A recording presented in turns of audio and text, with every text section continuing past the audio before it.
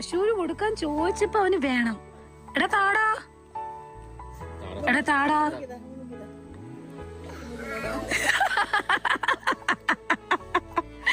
കള്ള ചെറുക കൊതൊക്കെ കടിച്ചു പോവാ. നമുക്ക് അതെറുപ്പ കയ്യിലും എല്ലാം കടിച്ചിട്ടുണ്ട്. ഭയങ്കര രുചിയാ.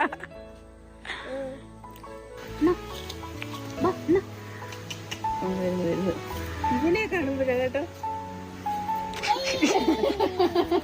അങ്ങോട്ട് പോകുന്ന കൊടുക്കത്തില്ലത്.